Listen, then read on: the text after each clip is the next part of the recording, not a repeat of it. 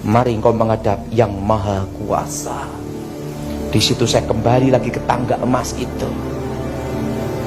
Di situ yang ditata bicara, Daud, Daud, Daud, Daud, sebenarnya sudah waktumu ada di tempat ini.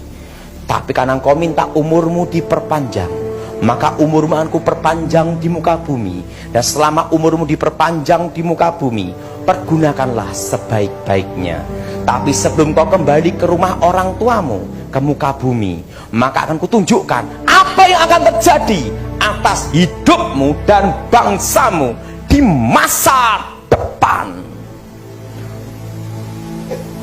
Langsung, akulah Alfa, akulah Omega, akulah Yahweh. Yes. Manusia mati hanya membawa iman dan perbuatannya untuk dipertanggungan jawab di hadapan Yahweh Yeshua HaMashiach. Jadi ingat, nama keramatnya Tuhan, nama asli Tuhan, namanya itu Yahweh. Jumpa kembali dengan saya Priscilla di hari ini. Topik renungan hari ini, Allah tidak ada di Injil. Kisah Rasul 5 ayat yang ke-29. Dan sambil menanggapi Petrus dan para rasul berkata, seharusnya lah taat kepada Elohim lebih daripada kepada manusia. Nah, saudaraku yang terkasih, sangat disayangkan banyak para pemimpin rohani yang mati-matian mempertahankan Allah agar tetap dipakai di dalam kekristenan. Padahal dalam bahasa asli kitab suci tidak ada satupun kata Allah. Dan kata Allah bukanlah sebutan untuk mengganti kata atau sinonim dari kata Tuhan. Sebab Allah adalah nama pribadi sesembahan umat muslim, saudara. Jika para pemimpin rohani menjadikannya sebagai salah satu perbendaharaan kata bahasa Indonesia untuk kata Tuhan, tidak punya dasar. Karena umat Hindu dan umat Buddha tidak bisa memakai kata Allah sebagai pengganti kata Tuhan. Dalam sila pertama Pancasila juga tidak bisa diganti menjadi kealahan yang Maha Esa. Nah, selain daripada itu, karena Lembaga Alkitab Indonesia melakukan kekeliruan dalam menerjemahkan nama Tuhan, sehingga punya kesan bahwa Tuhan Sang Pencipta yang menjadi Yeshua HaMashiach tidak memiliki nama, yaitu Tuhan huruf besar semua, Allah huruf besar semua, Allahnya A-nya aja yang besar. Contoh yang pertama, aku ini Tuhan, huruf besar semua, itulah namaku. Yesaya 42 ayat 8a. Yang kedua, tetapi engkaulah Allah, Tuhanku, Allahnya huruf besar semua. Mazmur 129 ayat yang ke-21. Yang ketiga, Allah Israel ialah Allah. Kejadian 33 ayat 20b. Padahal saudaraku yang terkasih, jika dibaca di dalam bahasa aslinya sangat jelas, dan jika diterjemahkan secara bebas, yang benar adalah sebagai berikut. Yang pertama, Ani Yahweh Husmi, aku ini Yahweh, itulah namaku. Yang kedua, Wa ata Yahweh Adonai, engkaulah Yahweh Tuhanku. Yang ketiga, El Elohai Yisrael, El itu Tuhannya Israel. Nah, saudaraku yang terkasih, dalam terjemahannya nomor 3 tersebut di atas, El merupakan bentuk singkatan dari Eloah. Sedangkan bentuk jamak dari Eloah adalah Elohim, di mana Elohim itu bukan nama pribadi atau personal name, melainkan generic name atau sebutan untuk menyatakan sesuatu yang disembah. Nah, saudaraku yang terkasih, jadi kepada siapa kita harus tunduk? Kepada Lembaga Alkitab Indonesia, kepada sinode, atau kepada institusi dunia, atau tunduk kepada firman Elohim? Jadi saudaraku yang terkasih, Yahweh adalah nama Tuhan yang disembah oleh Abraham, Ishak, dan Yakub. Dan Yahweh adalah pencipta langit dan bumi. Jadi saudaraku yang terkasih, kenalilah Sang Pencipta itu sendiri bernama Yahweh. Nah, sekian renungan hari ini. Biar kiranya menjadi berkat dimanapun saudara mendengarkan renungan hari ini. Dan apabila saudara terberkati dengan renungan hari ini, kirim-kirim pada yang lain, sehingga orang lain pun akan menerima berkat melalui renungan hari ini. Tuhan Yesus memberkati. Shalom. Shalom. Kembali saya Priscilla menjumpai saudara di hari ini. Topik renungan hari ini, siapakah Elohim saudara? Imamat 19 ayat yang ke-12 di situ dikatakan, janganlah kamu bersumpah dusta demi namaku, supaya engkau jangan melanggar kekudusan nama Tuhanmu. Akulah Yahweh. Saudara, di Indonesia diakui adanya 5 agama yang berbeda. Masing-masing memiliki nama untuk Tuhannya mereka. Misalnya, agama Hindu, Tuhannya lebih dikenal dengan nama Wisnu dan Siwa. Tuhannya umat Muslim, namanya Allah. Lalu, siapa nama Tuhannya orang Kristen? Ada yang katakan namanya Yeshua HaMashiach. Ada yang mengatakan namanya Allah. Ada yang mengatakan Bapa. Ada lagi yang mengatakan bahwa Tuhan tidak punya nama. Mana mungkin dengan Tuhannya sendiri aja nggak tahu namanya, saudara. Nah, ketika di dalam persidangan gugatan tentang nama Bapak Yahweh, orang yang beragama bukan Kristen tentu tertawa melihat orang Kristen yang bingung siapa nama Tuhannya. Tuh, lihat orang Kristen bingung sendiri nama Tuhannya, nggak tahu. Lucu kan? Malu kan? Contoh lain, pada waktu upacara pemakaman, ada beberapa yang meninggal dengan agama yang berbeda. Salah satunya ada yang beragama Kristen. Kemudian sang pengkhotbah berkata, ia dekat dengan Allahnya. Saya mendengar hal itu kemudian berpikir bahwa memang benar bahwa setiap orang bebas menentukan pilihannya sendiri siapa Tuhannya. Cuma yang jadi pertanyaan, bagaimana kalau orang yang telah meninggal tersebut tidak mengetahui kemana setelah meninggal, karena tidak mengetahui nama Tuhannya. Contoh yang lain, saudara, seorang anak kecil yang hilang, ketika ditanya siapa nama orang tuanya dan di mana alamat rumahnya, ia tidak mengetahui nama orang tuanya dan tidak tahu di mana alamat rumahnya.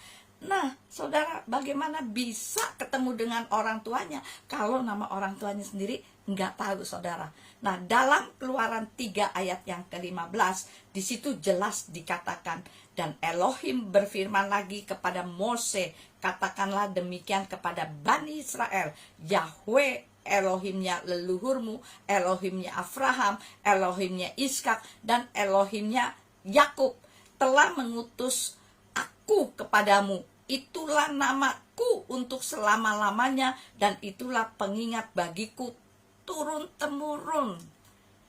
Di kitab suci berkata, dengarkanlah hai Israel, Yahweh Elohim kita. Yahweh itu Esa.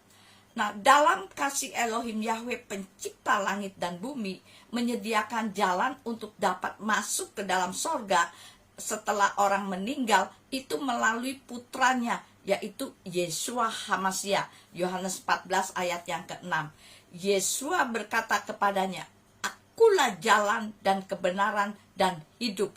Tidak seorang pun dapat datang kepada Bapa jika tidak melalui aku.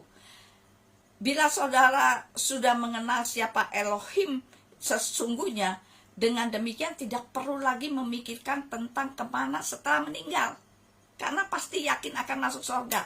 Hanya ada satu Elohim Yahweh. Tidak ada yang lain. Keluaran 20 ayat yang ketiga. Elohim Yahweh yang kudus dan telah menyediakan satu-satunya jalan menuju surga melalui Yeshua HaMashiach. Karena Yahweh dan Yeshua adalah satu. Yohanes 10 ayat yang ke-30. Apakah dia adalah Elohim yang sedang saudara imani? Pikirkanlah ini dengan sungguh-sungguh, saudara. Jangan sampai saudara salah menyembah Tuhan.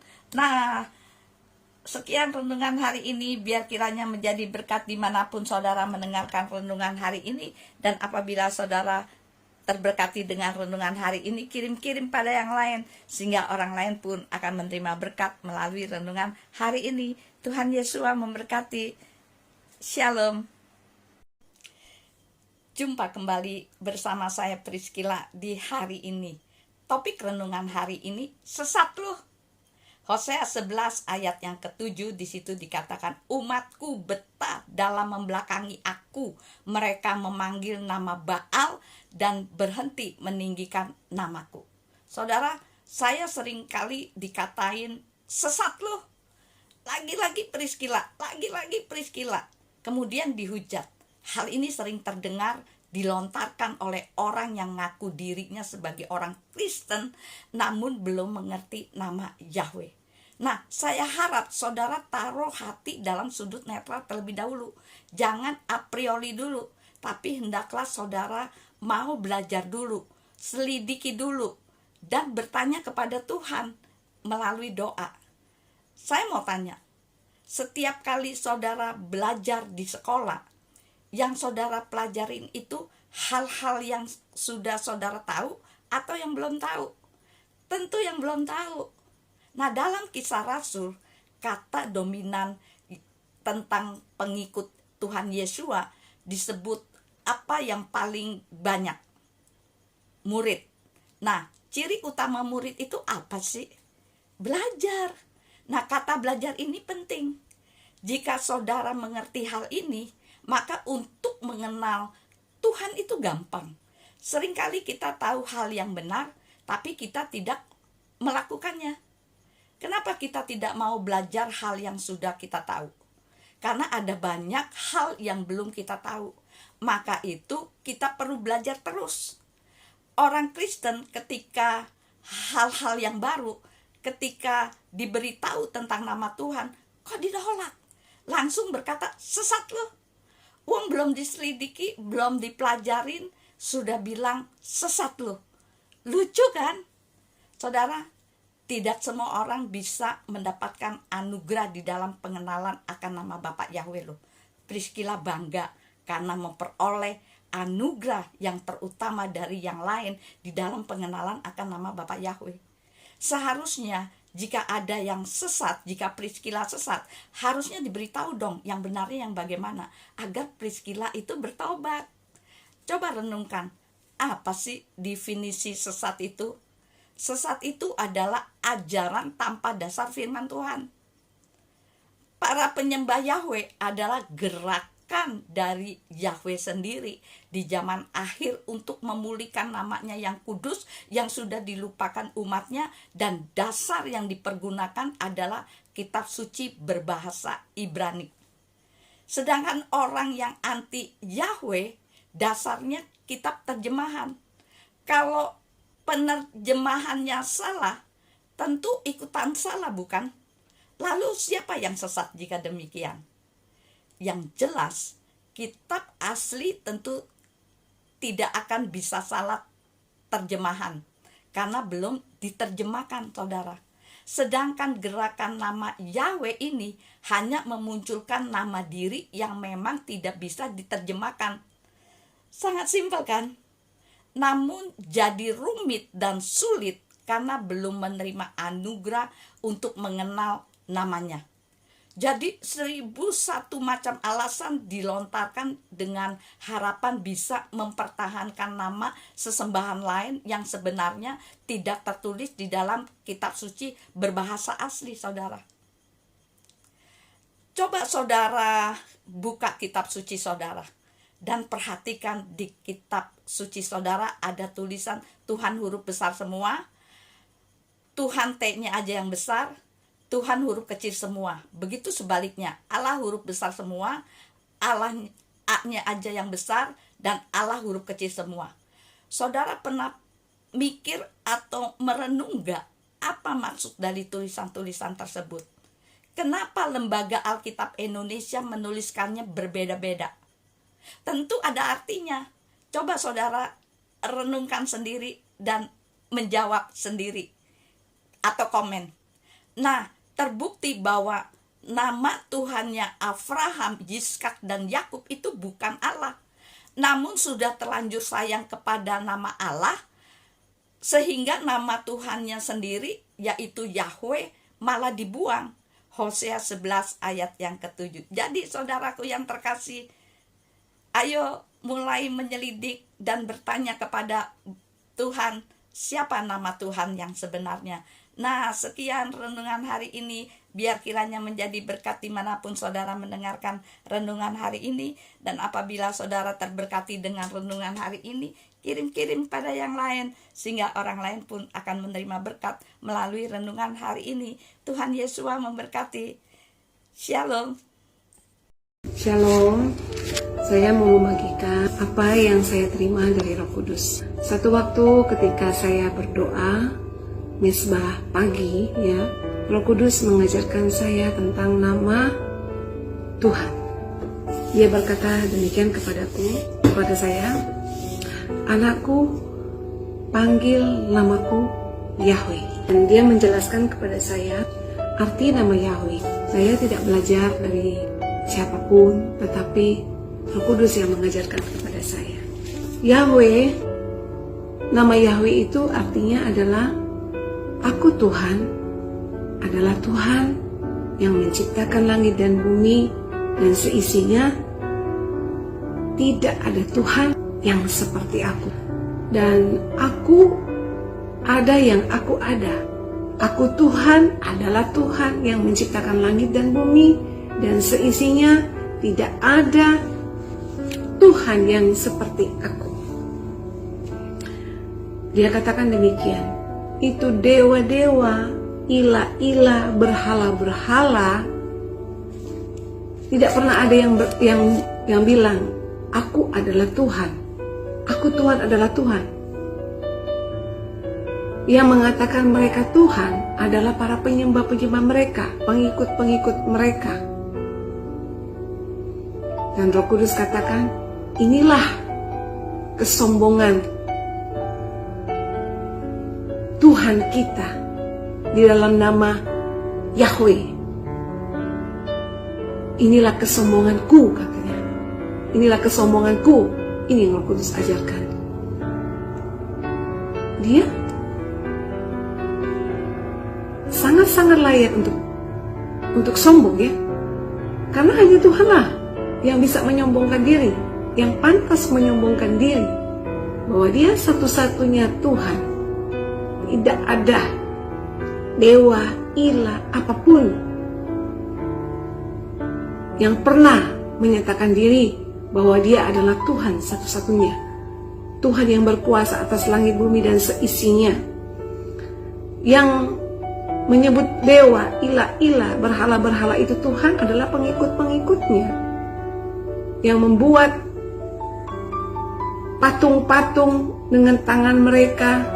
Mereka menyembah patung-patung itu. Dengan tangan mereka menyembah, mereka menari, dengan kaki mereka melompat menari. Dan Roh Kudus ajarkan kepada saya bahwa Bapa Yahweh berkata, aku tidak ada tandingannya. Siapakah yang ingin menandingiku? Di hari-hari terakhir ini, Tuhan sendiri akan mempermuliakan namanya.